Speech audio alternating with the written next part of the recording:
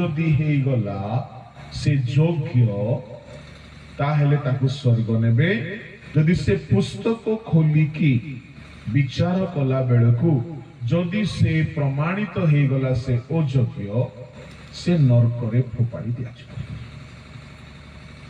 तेबे विचार दिन रे ए जो पुस्तक मान फिटाई दिया जीवो मु संक्षिप्त रे कहिबी 7 गोटी पुस्तक प्रभु फिटाई ए 7 गोटी पुस्तक अनुसारे आपणकर परीक्षा हेबो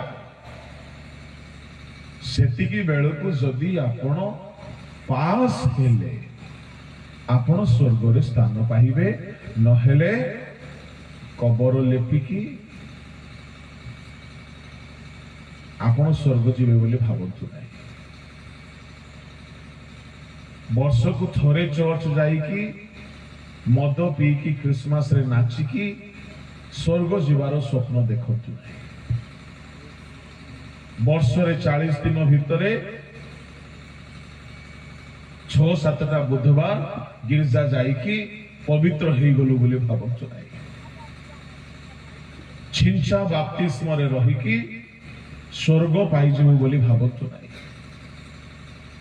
वाक्य अनुसारे 7 गोटी पुस्तक परमेश्वर फिटाइबे ए गोटी गोटी पुस्तकर कथा गोटी गोटी घंटार कथा या को 20-25 मिनिट रे समाप्त करबा को जाउछि जेतो हम पाखरे समय रो अनुमति सरी जाइछि जहा मुख्य कथा सेठारे मु टिके जोर देबी बाकी खाली ना रे कहिबी बाकी आपण माने ताहा को पर स्टडी करि परिबे नचेत आगामी समय मान करे YouTube जिंदाबाद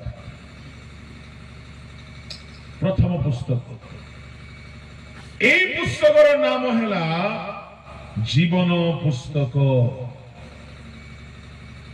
ए पुस्तक दुई भाग रे विभक्त गोटिए हैला केवल जीवन पुस्तक आउ गोटिए हैला मेष शावकंक जीवन पुस्तक पढ़ंतु प्रकाशित 3:5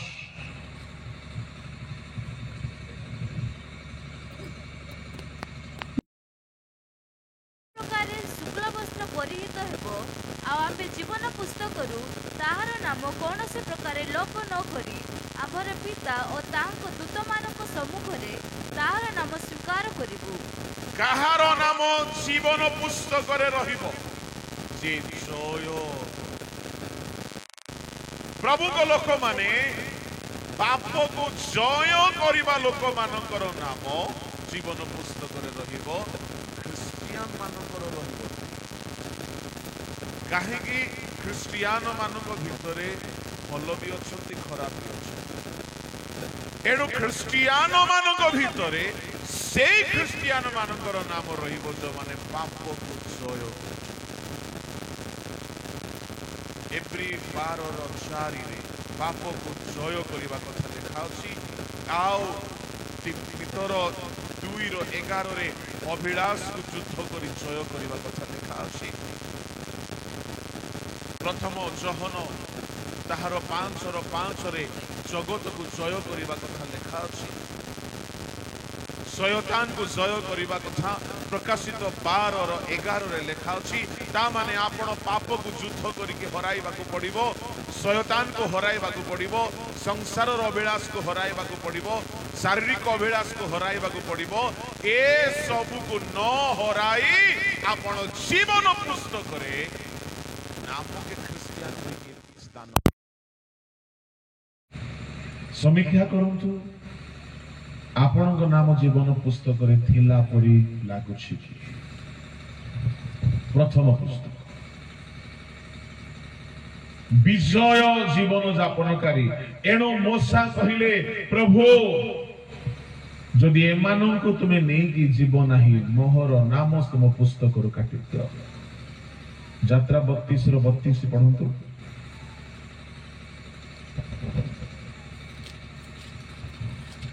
तथापि एबे तुमे जेबे सेमानक पाप क्षमा करिवो जेबे न करिवो तेबे मु विनय करियोछि तुमरा लिखित पुस्तक रु मोर नाम काटी पकाओ दामने मोसांक नाम परमेश्वर को पुस्तक रे थिला प्रभु को लोक माने जो माने कहीं मूसांकर नाम छला मूसा जने आह्वान प्राप्त एथिरु जना पड़ुछि जने आह्वान प्राप्त व्यक्ति जने सेवा निमंते पठा जाइथिबा व्यक्ति जने प्रभु को द्वारा सेवा करुथिबा व्यक्तिर नाम ताहांको पुस्तक रे अछि। Hallelujah hallelujah. प्रभु को दास मान को मु कहिबी कोठी हमर ना थाउ कि न थाउ जीवन पुस्तक रे हमर ना अछि। खुशी लागु नै ठीक है जोरे हालेलुया को।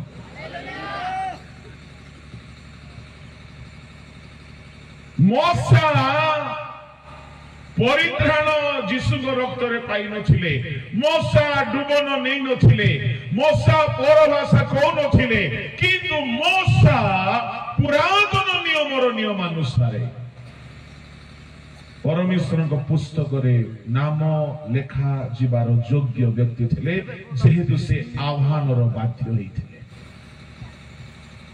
परमेश्वर को पुस्तक रे आपनकर नाम स्थान पाइबो जदि आह्वान रो बाध्य होचंती।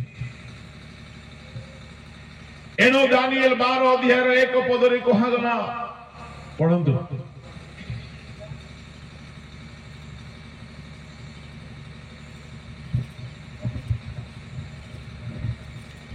से समय तुम्भ लोकमानक संतान गणर सहायकारी मिखाएल महान अधिपति ठिया हेबे ओ मनुष्य गोष्ठीर स्थिति काल ठारू से समय पर्यंत जो प्रकार संकटर काल केबे होई नाही एपरि संकटर काल उपस्थित हेबो। आ तुम गोष्ठी जे प्रत्येकर नाम पुस्तक रे लिखित होई अछि से माने प्रत्येक के से समय रे उद्धार पाइबे। नाम न थिले उद्धार पाइबे नाही तामाने पुस्तक अनुसारे परीक्षा करा जिवो आपनकर नाम से पुस्तक रे अछि कि नाही। मु सब पुस्तक को वर्णना करिबे नै खाली गोटिए पुस्तक वर्णना करिबे जीवन पुस्तक खाली कहि देबी बाकी 6 गोटे पुस्तक। प्रथम हैला जीवन पुस्तक द्वितीय हैला खाली पढ़ी दियंतु शरीर संबंधी पुस्तक गीत संहिता 139 गीत ताहार 16 पद।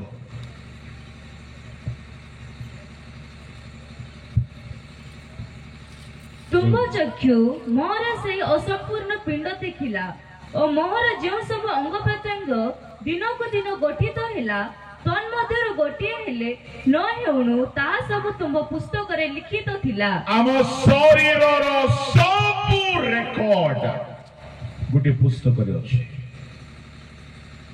एहारो भी काम आसीबो से दिन जो माने शरीर रे छेड़छाड़ करिसंती कोन बोली उत्तर देबे। तृतीय पुस्तक व्यवस्था अनुसार विचार हेबो रोमियो 2:12।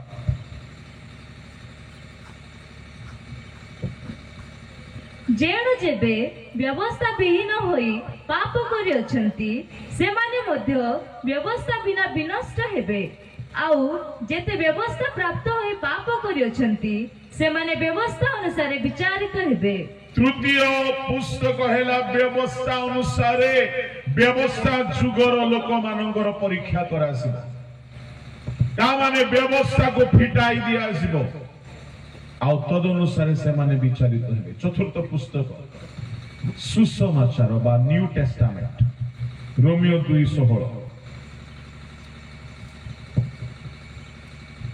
जेउ दिन रे ईश्वर मोर सुसमाचार अनुसार यीशु ख्रीष्टଙ୍କ द्वारा मनुष्य मानकर गुप्त विषय गुड़िक विचार करिवे से दिन या प्रकाश पाइबो। सुसमाचार द्वारा विचार हेबो। पंचम पुस्तक आमर भ्रमण आ अश्रुर रेकॉर्ड रखिबार पुस्तक ता लेखा अछि गीत संहिता 56 गीतर 8 पद पढ़ि दियो।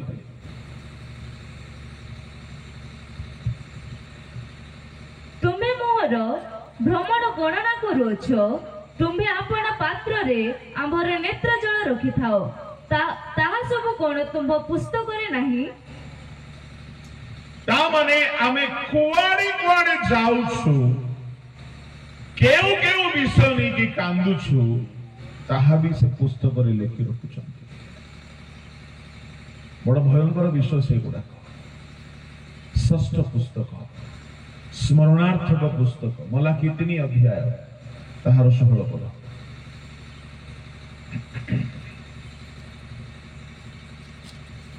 से समय रे जो माने सदा प्रभु को भय कले से माने एको आरेकर संगे कथाबार्ता कले आ सदा प्रभु मनोजोग करी ताहा सुनिले और जो माने सदा प्रभु को भय कले और ताहांक नाम ध्यान कले सेमानक निमंते एक स्मरणार्थे पुस्तक ताहांक छामुरे लिखा गला एक स्मरणार्थक पुस्तक रे लेखा गला आपण कोन कथा हुंती प्रभु लिखुछंती गीत संहिता 56 रो 8 रे पढिलो आपण कोन जाउछंती ताहा भी लिखुछंती मद दुकान को गले ना गिरजा को गले टोका टोकी कुआडे गले ना भलो काम पाई गले सब लेखा विचार दिन रे सब पुस्तक फिटाई दिया जीवो आउ शेष रे होची सप्तम पुस्तक होची मेष शावकंकर जीवन पुस्तक अलगा मेष शावकंकर जीवन पुस्तक अलगा बाहर करंतु प्रकाशित वाक्य ताहार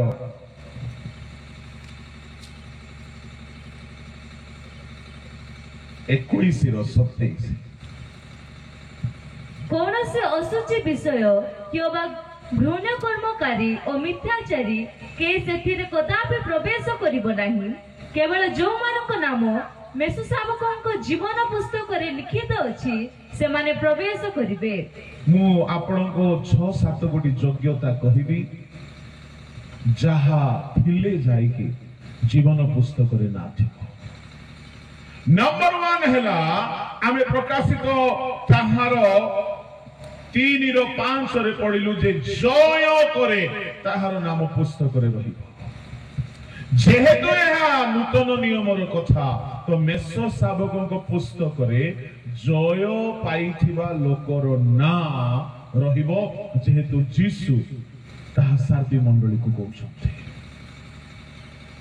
ता माने जदि आपण पाप को जय करि नाहंती जीवन मेष शावकंक जीवन पुस्तक रे ना रहिबो नै नंबर 1 नंबर 2 आमे 21 रो आमे 27 रे पढिलु पवित्र न हेले से पुस्तक रे ना रहिबो नै कौनसी घृण्य कौनसी असुचिता जदि जीवन रे अछि चक्षु रे अछि मन रे चिंता रे भावना रे अछि शरीर रे अछि आचरण रे अछि कथावार्ता रे अछि मोबाइल रे अछि पोशाक रे अछि जीवन पुस्तक रे आपनकर ना रहिबो नै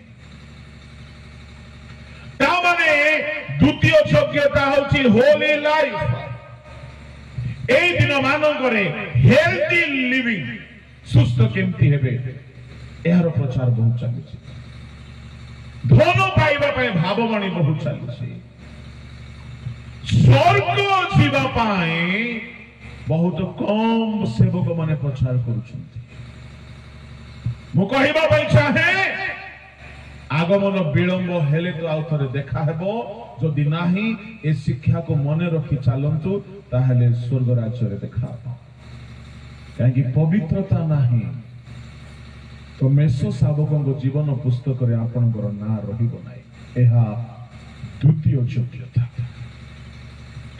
योग्यता परंतु ताहा गीत संहितार 69:28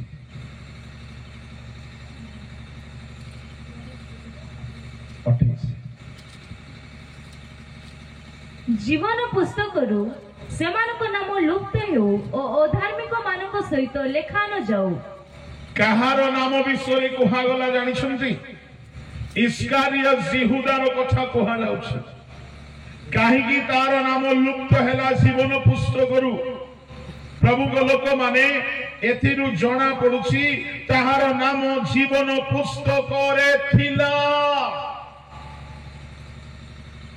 लुप्त हेला तार काहे कि जदि आपण देखिबे सेई गीत संहिता रे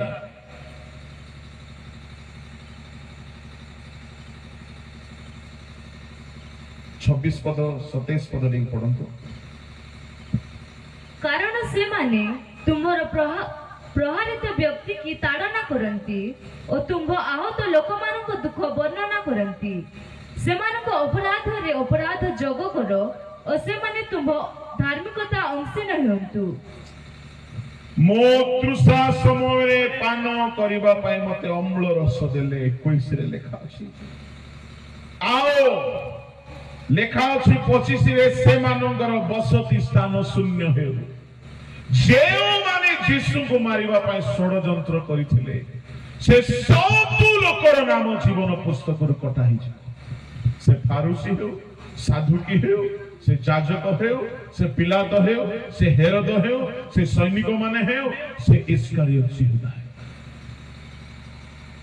ଯେଉଁମାନେ ଆଜି ମଣ୍ଡଳୀକୁ ଖ୍ରୀଷ୍ଟଙ୍କୁ ଚାଳନା କରୁଛନ୍ତି, ଯେଉଁମାନେ ଆଜି ପ୍ରଭୁଙ୍କୁ ଦୁଃଖ ଦେଉଛନ୍ତି, ଏମାନଙ୍କ ନାମ ରହିବ ନାହିଁ ଜୀବନ ପୁସ୍ତକରେ। ଭୟଙ୍କର କଥା।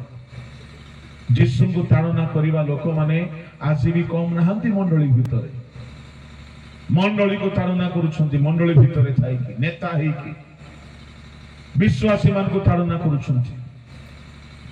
ସେବକ ମାନଙ୍କୁ ଦୁଃଖ ଦେଉଛନ୍ତି। ଯେଉଁମାନେ ଯୀଶୁଙ୍କ ବିରୁଦ୍ଧରେ ଠିଆ ହେଲେ ସେମାନଙ୍କର ନାମ ପୁସ୍ତକରୁ ଲୁପ୍ତ ହେଉ। କେଉଁ ପୁସ୍ତକ? ଏହା ଇସ୍କାରିୟତ ଯିହୁଦା ଆଉ ଶାସ୍ତ୍ରୀ ଫାରୁସି ଯାଜକ ଆଉ ପିଲାତ ହେରୋଦ ସୈନିକ ମାନଙ୍କ ପାଇଁ କୁହାଯାଇଛି। ଏହା ମେଷ ଶାବକଙ୍କ ଜୀବନ ପୁସ୍ତକର କଥା ଭାବବାଣୀ ଭାବରେ କୁହାଯାଇଛି। କେବେ ହେଲେ ଯୀଶୁଙ୍କ ବିରୁଦ୍ଧରେ ଯିବେ ନାହିଁ। କେବେ ହେଲେ ଯୀଶୁଙ୍କୁ ତାଡ଼ନା କରିବାର ଲୋକର ନାଁ ରହିବ ନାହିଁ ଜୀବନ ପୁସ୍ତକରେ, ମେଷ ଶାବକଙ୍କ ଜୀବନ ପୁସ୍ତକ। ହେଲେ ଆପଣ କହିବେ ମୁଁ ତ ତାଡ଼ନା କରୁନାହିଁ। ଯୀଶୁ କହିଲେ ଯେ କେହି ମୋର କ୍ଷୁଦ୍ର ଦାସକୁ ଗିନାଏ ପାଣି ଦିଏ ସେ ମତେ ଦିଏ। ମୁଁ କାରାଗାରରେ ଥିଲି, ମୁଁ ଉଲଙ୍ଗ ଥିଲି, ମୁଁ ଦୂଷିତ ଥିଲି, ମୁଁ ପ୍ରବାସୀ ଥିଲି। କିଏ ସେମାନେ? ଯୀଶୁ ଥିଲେ କି? କ୍ଷୁଦ୍ରରୁ କ୍ଷୁଦ୍ରତମ ପ୍ରଭୁଙ୍କ ଲୋକମାନେ କେବେ ହେଲେ କୌଣସି ପ୍ରଭୁଙ୍କ ଲୋକ ବିରୁଦ୍ଧରେ ଯିବେ ନାହିଁ। এই ପ୍ରକାର ପ୍ରଭୁଙ୍କ ଲୋକମାନଙ୍କୁ ଦୁଃଖ ଦେବା ଲୋକମାନଙ୍କର ନାଁ ଜୀବନ ପୁସ୍ତକରେ ରହିବ ନାହିଁ। ତାହା ବି ମେଷ ଶାବକଙ୍କ ଜୀବନ ପୁସ୍ତକରେ। ଇସ୍କାରିୟତ ଯିହୁଦା ସବୁ ପାଇଥିଲା, ସବୁ ହରାଇଥିଲା। ଫୁଲିଶନେସ୍ ହେତୁ ହରାଇଲା। इंटेंशन न थिला, तारो हैबिट न थिला, ये उसका फितरत नहीं था, ये उसका आदत नहीं था, ये उसका मूर्खता। समस्त इस्कारियत जिहुदा को बहुत बदनाम करछन्ती पुलपिट रु, किंतु सत्य कहबी से सेतिकी बदनाम रो योग्य नाही जेतिकी करा जायछि। तारो भलो कथा को बिटिकी कहंतु।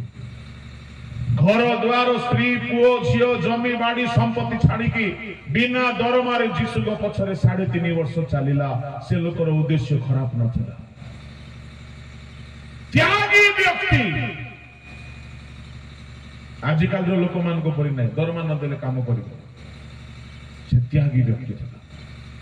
कहीं के तो त्याग से जीशु को प्रेम करथिला। से भाभी नथिला दिने मोर नाम कोटा हे जीवो। ता माने भाभी देखंतु आमे कते जागृत रहिबा दरकार। से ईश्वर गनि मते सर्वस्व त्याग करि आसुथिला। केवल ताहाई न हो 3.5 वर्ष जीशु को पछरे पछरे रहिला। केबे दरमा पाई नाही, केबे भलो खाई नाही, केबे भलो पिंधि नाही। जीशु जोठी रहिले सेठी रहिला। तार आरंभ भलो थिला। त्यागी व्यक्ति से डुबन नहीं थिला। आज अनेक तो डुबन भी नहीं। कोसर को जुबे आप से परित्राण पाई थिला। से भूत छोड़ेबार शक्ति पाई थिला। माथ्यू 10:1-10 अनुसार 5 गोटी वरदान प्रभु देइथिले। भूत छोड़ाइबा, कुष्ठी सूची करिबा, मढ़ा उठाइबा, रोग सुस्थ करिबा, प्रचार करिबा, कुष्ठी सूची करिबा, भूत छोड़ाइबा, मढ़ा उठाइबा। ପାଇବା, ପ୍ରଚାର କରିବା, ରୋଗ ସୁସ୍ଥ କରିବା, 5ଟା ଦାନ ପାଇବା ଲୋକର ନା କଟି ଯାଉଛି ଜୀବନ ପୁସ୍ତକରୁ। କଣ ଭାବୁଛନ୍ତି?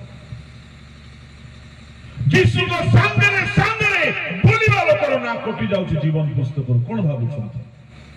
ଏତେ ସହଜ ନାହିଁ ସ୍ୱର୍ଗ ଯିବା। ଗୋଟିଏ ଗୋଟିଏ ଭୁଲ, ତାହାର ମୂର୍ଖତା। ମୁଁ ଆଉ ଥରେ କହିବି, by nature he was not a greedy man. ପଇସାକୁ ଦେଖିଲା, ଲୋଭ ଲାଗିଲା। ପଇସା ଯିଏ ବି ଦେଖିଲେ ଲୋଭ ଆସିଯାଏ। ପଇସାକୁ ମଝି ମଝିରେ ଚୋରି କରୁଥିଲା। ସେ ଭାବିଥିବ ଓ ପରେ ତ ମୁଁ ସବୁ ସେଟ୍ କରିଦେବି, କିନ୍ତୁ ଗୋଟେ ଦିନ ପଇସାର ଲୋଭରେ ପଡି ସେ ଜାଣି ନାହିଁ ଯେ ମୁଁ ଯୀଶୁଙ୍କୁ ବିକିଦେବି। ସେ ଧରାଇ ଦେବା ପାଇଁ ଚାହିଁଲା। ସେ ଭାବିଥିବ ଏମାନେ ଜାଣି ପାରୁନାହାନ୍ତି, ମୁଁ ଇଣ୍ଟ୍ରୋଡ୍ୟୁସ କରାଇଦେବି। ସେ ଜାଣି ନାହିଁ କି ଯୀଶୁ ତାହା ହେତୁରୁ ମରିଯିବେ କୁଶଳେ। ପରିଶେଷରେ ସେ ଅନୁତାପ ବି କଲା, ଅନୁତାପ ବି କଲା। ତା ମାନେ ତାର ଅଭ୍ୟାସ ନାହିଁ ସେମିତି ପାପ କରିକି କଠିନ ମନା ହେଇକି ରହିବା। ଅନୁତାପ କଲା, କିନ୍ତୁ ଗୋଟିଏ ଭୁଲ କଲା। ସେ ଯାଇକି ଯୀଶୁଙ୍କ ଗୋଡ ଧରିକି କାନ୍ଦିଲା ନାହିଁ। ଯଦି କାନ୍ଦିଥାନ୍ତା ହୁଏତ ରକ୍ଷା ପାଇଯାଇଥାନ୍ତା। ଏତେ ବିଶେଷ ଗୁଣର ଅଧିକାରୀ ହେବା ସତ୍ତ୍ୱେ ସେ ସ୍ୱର୍ଗ ଯାଇପାରିଲା ନାହିଁ। ଜୀବନ ମେଷ ଶାବକଙ୍କ ଜୀବନ ପୁସ୍ତକରୁ ନାଁ କଟିଗଲା। ମୁଁ କହିବା ପାଇଁ ଚାହେଁ, ଆପଣଙ୍କର ନାଁ ଆପଣ ପ୍ରିଜର୍ଭ କରିଛନ୍ତି ତ? ତାର ନାଁ ଥିଲା।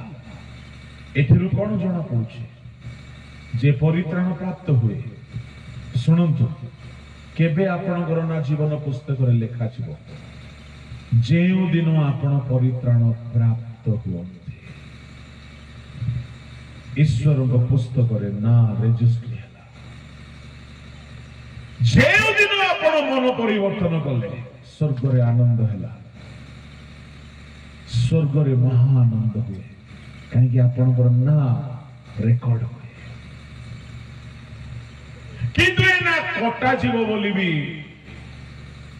ସବୁଦିନ ରହିବ ବୋଲି ବି କିଛି ମାନେ ନାହିଁ।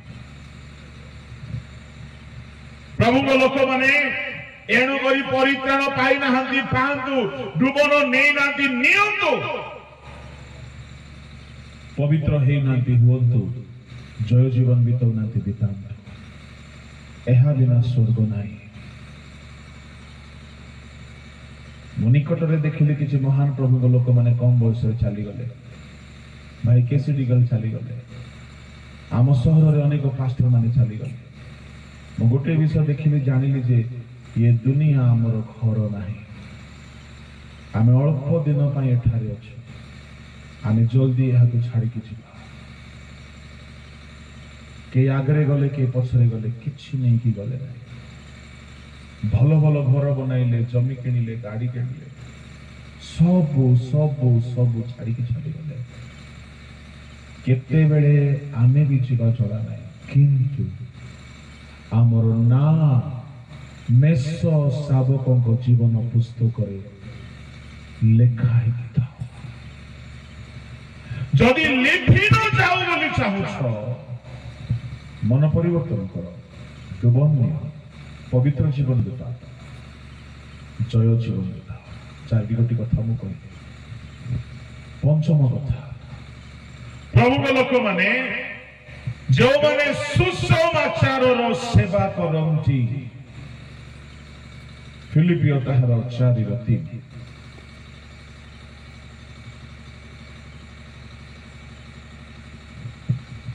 ପୁଣି ହେ ପ୍ରକୃତ ସହକାରୀ, এই ମହିଳାମାନଙ୍କୁ ସାହାଯ୍ୟ କରିବା ପାଇଁ ତୁମକୁ ମଧ୍ୟ ନିବେଦନ କରୁଅଛି, କାରଣ ଏମାନେ କ୍ଲେମେନ୍ସ ଓ ମୋହର ଅନ୍ୟ ସହକର୍ମୀ ମାନଙ୍କର ସଙ୍ଗରେ ସୁସମାଚାର କାର୍ଯ୍ୟରେ ମୋ ସହିତ ପରିଶ୍ରମ କରିଅଛନ୍ତି। ସେ ସହକର୍ମୀ ମାନଙ୍କର ନାମ ଜୀବନ ପୁସ୍ତକରେ ଅଛି। ସେମାନଙ୍କର ନାମ ଜୀବନ ପୁସ୍ତକରେ ଅଛି। କେଉଁମାନଙ୍କର ନାମ? ଯେଉଁମାନେ ଗସ୍ପେଲ କାମ କରୁଛନ୍ତି।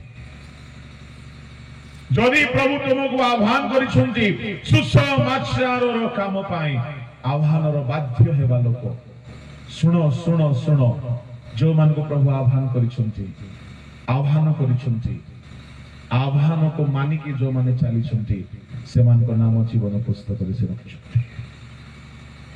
ଏଣୁ ଲୋକ ତାର 10:20ରେ ଯୀଶୁ ଗୋଟିଏ କଥା କହିଲେ, ଭୂତ ତୁମ ନାଁରେ ଚାଲି ଯାଉଛି ବୋଲି ତୁମେ ଯୋଉ କହୁଛ, ଭୂତ ଛଡେଇ ପାରିଲ ବୋଲି ଖୁସି ହୁଅ ନାହିଁ, ତୁମ ନାଁ ଜୀବନ ପୁସ୍ତକରେ ଅଛି ବୋଲି ଖୁସି ହୁଅ।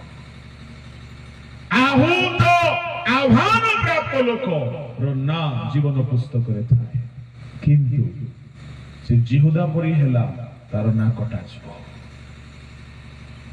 ସମୀକ୍ଷା କରୁ, ସମୟ ମତେ ଅନୁମତି ଦେଉ ନାହିଁ ଆଉ ଆଗକୁ ବଢିବା ପାଇଁ।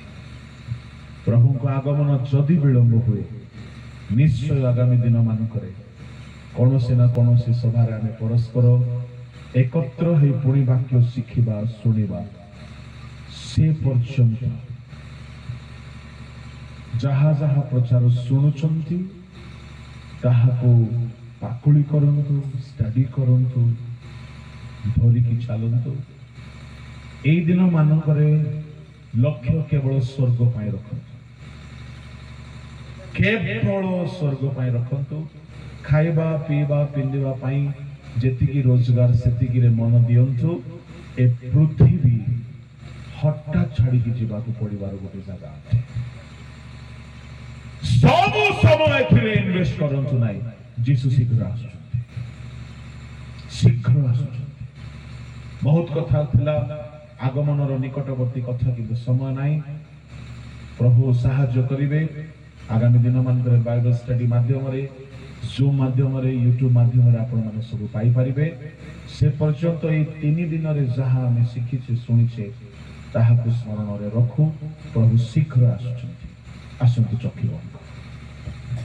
ସ୍ୱର୍ଗୀୟ ପିତା, ଅଳ୍ପ ସମୟ ଆପଣ ଆପଣ ଜୀବନକୁ ସଜାଡ଼ିବା ନିମନ୍ତେ ଯାହା ଆମକୁ ଶିଖିବାକୁ ଦେଲେ, ସେ ସତ୍ୟତାକୁ ଧରି ଚାଲିବା ପାଇଁ ଆମମାନଙ୍କୁ ସାହାଯ୍ୟ କର।